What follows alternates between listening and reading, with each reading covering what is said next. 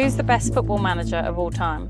There are a lot, but maybe Sir Alex Ferguson in terms of titles have been the best. Football has seen plenty of great managers. Very few ever scared Sir Alex Ferguson. So when Ferguson was asked about Pep Guardiola taking over at Manchester City, the tone mattered. He didn't hesitate. He called it a real coup. Well, Pepe, without question, has got a fantastic work ethic about him, and he demands that from all his training sessions. So anyone who thinks they're not going to work hard, say it won't last long. I'm sure of that. And he has got a great coaching ability, there's no doubt about that. Then he stopped and delivered the warning. English football, he said, is not easy. It sounded like praise, but it wasn't reassurance. It was respect, sharpened into a challenge. The kind of sentence that only comes from someone who understands what dominance really looks like. Nearly a decade later, that warning still echoes. Because once again, Guardiola is here. Once again, his team is reshaping the season. Once again, City are right in the title conversation. Manchester City have been going about their business, and Manchester City are the only side who can realistically win the league this season. And they sit at the top of the table. For now, and right now, the familiar pattern has returned. Doubt, adjustment, then control. But this story isn't about one result, or one season, or one league position. It's about why the greatest manager English football has ever produced looked at Pep Guardiola, a rival, a disruptor, a future problem, and understood something before everyone else did. This is why Sir Alex Ferguson was right about Pep Guardiola, and why his words still explain him better than any trophy list ever could. He invited me in a super restaurant, so my English not so good, and when Sir Alex speak a little bit quickly, I had sometimes a problem to understand him, and that's why maybe I didn't understand if I received an offer or not. Every Pep Guardiola season follows a familiar rhythm: hope, dominance, fatigue talk, tactical paranoia accusations, and then quietly control returns. It is a cycle Sir Alex Ferguson would recognize instantly, because Ferguson lived it for decades. He understood that leagues are not won by perfect stretches, but by surviving the moments when the noise gets loud and the certainty disappears. That is exactly where Pep Guardiola finds himself again. At Manchester City, this season has never been about panic or reinvention. It has been about correction. 16 games into the campaign, City are back shaping the title race and sitting at the top of the table. For now, not because they have been flawless, but because Guardiola understands the long game, the same way Ferguson once did. This is the part many miss. Ferguson's greatest teams were rarely perfect in November or December. They evolved, they tightened, they waited for the league to blink first. Guardiola operates on the same wavelength. The numbers reveal that calm authority. 38 goals scored, only 16 conceded. An expected goals figure just above 30 tells you this is not reckless attacking. It is controlled pressure. 172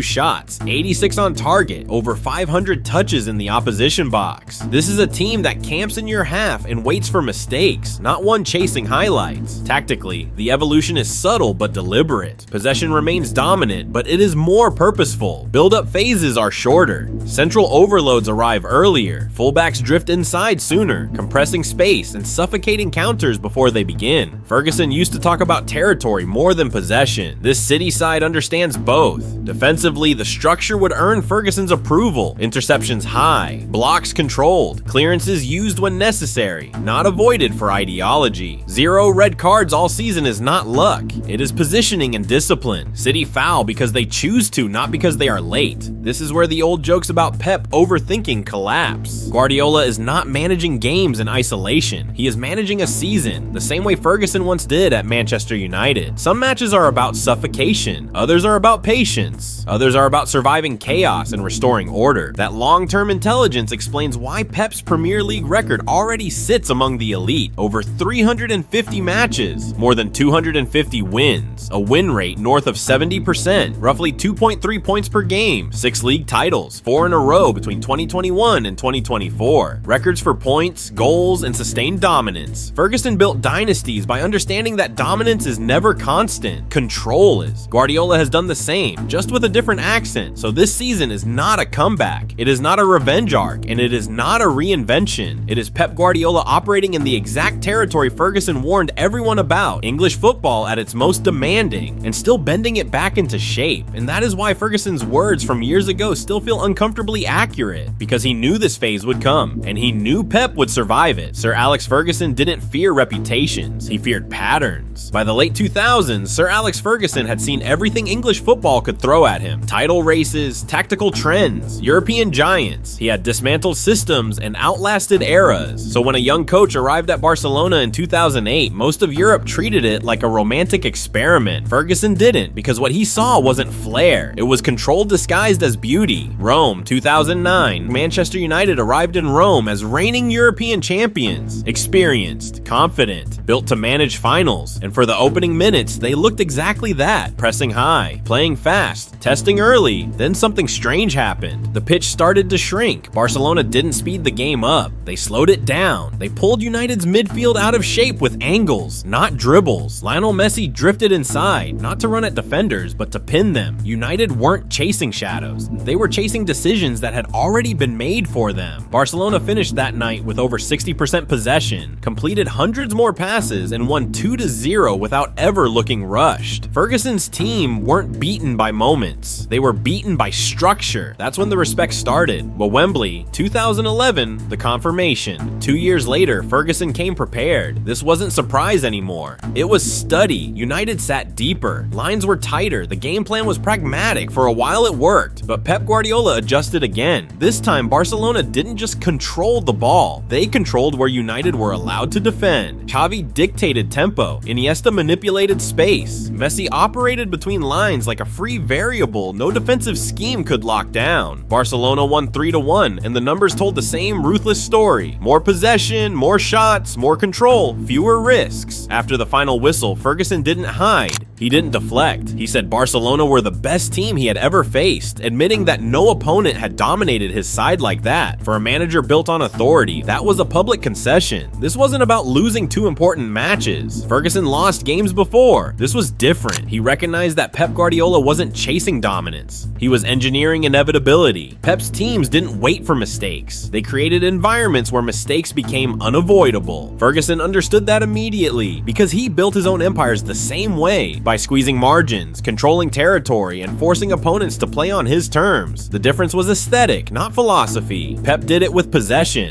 Ferguson did it with transitions, mentality, and timing. Same destination, different roads. That's why Ferguson never dismissed Pep as a system coach. He saw the work ethic, the training demands, the emotional investment, the obsession with details. These weren't traits you fake. These were traits of managers who last. And that realization stayed with him, because when a manager outthinks you twice on the biggest stage in football, calmly, clearly, without chaos, you don't just respect him, you remember him. Ferguson didn't leave Wembley in 2011 thinking about revenge. He left thinking about the future. And that future, whether England liked it or not, was going to involve Pep Guardiola. To understand why Manchester City went all in on Pep Guardiola, you have to strip away the trophies and look at the feeling around the club before he arrived. City were not bad. They were something far more dangerous in the Premier League. They were drifting. The 2015/16 season tells that story clearly. City finished 4th, 66 points, 13 fewer than the season before. Yes, there was a League Cup. Yes, there was a Champions League semi-final run. On paper, it looked respectable. Inside the club, it felt unstable because week to week, City no longer controlled games the way a title-winning side should. They could look brilliant for an hour, then unravel in 5 minutes. They could dominate possession, then concede from one transition. They could overwhelm weaker teams, then struggle to impose themselves against organized opponents. The talent was obvious. The certainty was not. That's always the warning sign. Vincent Kompany's injuries had turned City's defensive spine into a revolving door. Partnerships changed. Distances stretched. The midfield had to compensate. Suddenly, City were reacting to games instead of dictating them. In the Premier League, that's how seasons slip away quietly. And this wasn't about panic. It was about timing. City looked at their squad. Aguero still lethal, David Silva still pulling strings, Kevin De Bruyne emerging as the future heartbeat, and realized something simple. This group should be winning more than it was. So they didn't look for a stabilizer, they looked for a controller. That's why in February 2016, Manchester City confirmed Pep Guardiola would take over at the end of the season. Not because he played pretty football, not because of Barcelona nostalgia, but because his teams did one thing better than anyone else's. They removed uncertainty. Pep Guardiola doesn't just coach possession, adaptation. He coaches where games are played, in your half, on his terms, at his rhythm. His teams don't win by moments, they win by repetition, by pressure that never quite lets you breathe. And that is the moment when Sir Alex Ferguson's voice enters the story. Not as obsession, but as context. When Sir Alex Ferguson was asked about Guardiola taking over at Manchester City, he didn't dance around it. He called it a real coup. That's not flattery, that's recognition. Then he added the part that mattered. English football, he said, is not easy. Ferguson wasn't talking about Pep's intelligence. He wasn't questioning his football. He was pointing to the grind, the winter schedule, the tactical variety, the teams who don't care about your build-up patterns and will hit you with the first long ball they get. City heard that warning, and they still chose Pep.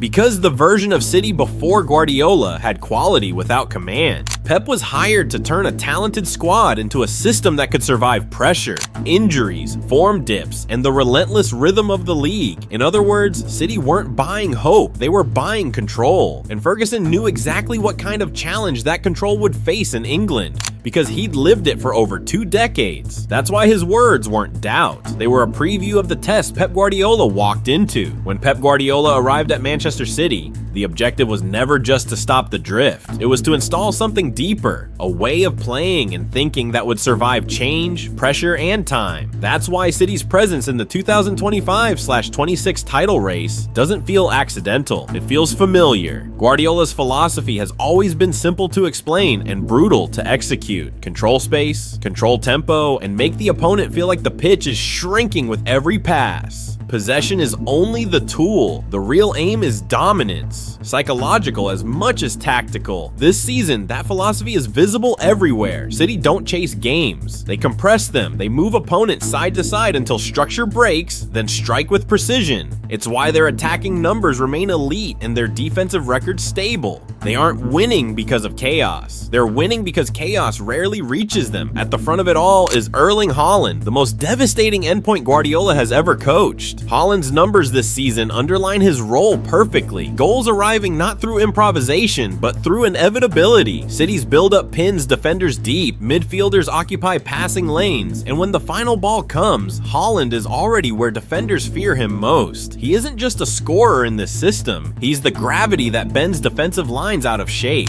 Behind him, Phil Foden represents Guardiola's long game with player development. Foden's evolution from a gifted academy talent into a decisive, positionally intelligent attacker mirrors Guardiola's patience. His goals and assists this season matter, but more important is where they come from. Half spaces, late runs, moments when City need control rather than flair. This is Pep turning talent into reliability. The same transformation elite managers value above all else. Then there's Ryan Cherki, a player who captures Guardiola's belief that creativity must be coached, not constrained. Cherki's contributions this season, particularly his assist, reflect a player learning when to accelerate the game and when to pause it. Under Guardiola, freedom isn't removed, it's refined. Cherki isn't asked to entertain, he's asked to destabilize. On the wings, Jeremy Doku is undergoing a similar transformation. His raw pace and dribbling were never in doubt. What Guardiola has added is context. Doku now understands when to isolate his defender, when to recycle possession, and when to attack space aggressively. His output this season shows a winger becoming efficient without losing fear factor. A classic Guardiola evolution. Alongside the established stars, several other players are quietly reinforcing Guardiola's system this season, further underlining the depth and adaptability of his squad. Nico O'Reilly represents Guardiola's continued trust in positional intelligence over reputation. Still early in his senior exposure, O'Reilly's composure and possession and understanding of space reflect the same developmental pathway Guardiola has used with academy talents in the past. His integration is gradual, but intentional, a familiar Guardiola blueprint. Matheus Nunes has arguably benefited the most from positional clarity. After a period of tactical uncertainty, Guardiola has found a role that suits his athleticism and ball-carrying ability, particularly in controlled central or half-space zones. Nunes is no longer playing to survive within the system, he is now contributing to its rhythm. Nico Gonzalez adds another layer of midfield control, comfortable receiving under pressure and progressing the ball vertically. He fits Guardiola's preference for midfielders who can both stabilize and accelerate play depending on game state. His influence may not always be loud, but it is structurally significant. At fullback, Joško Gvardiol continues to redefine the role. Rather Rather than operating as a traditional wide defender, Guardiola functions as a hybrid, stepping into midfield, defending high spaces, and offering security during transitions. Under Guardiola, he is not merely a defender, he is a positional tool used to manipulate opposition shape, and while new names emerge, the Guardiola blueprint is reinforced by those who came before. Kevin De Bruyne reached his absolute peak under Pep, becoming one of the most productive creators in Premier League history. His understanding of space, timing, and final delivery was sharpened year after year until City's attacks seemed to flow through him instinctively. Riyad Mahrez flourished in the same environment, transforming from a moment's player into a consistent weapon, and Bernardo Silva, still one of City's most reliable performers, remains Guardiola's insurance policy, the player you trust when you need control, work rate, and intelligence all at once. At the center of everything is Rodri, arguably Guardiola's most important long-term project. Although he has not been fully utilized this season due to injury setbacks, his importance remains unquestioned. We all know what Rodri is capable of when fully fit. Rodri does not dominate highlight reels, he dominates structure. He is the axis that allows Guardiola's system to function. When he plays, Manchester City's tempo stabilizes, transitions become controlled, and the team's positional balance holds. When he is absent, the drop-off is immediate and visible. This reflects a recurring Guardiola pattern across every club he has coached, building players who make systems work, not just players who shine in isolation. This is where the parallel with Sir Alex Ferguson becomes unavoidable. Ferguson's greatest achievement wasn't just winning titles, it was turning potential into inevitability. He took Cristiano Ronaldo, refined his raw talent, and helped mold him into a Ballon d'Or winner. Week by week, season by season, Ferguson demanded growth until greatness became routine. Guardiola does the same, just through a different language of football. That is why City remain embedded in the 2025/26 title race.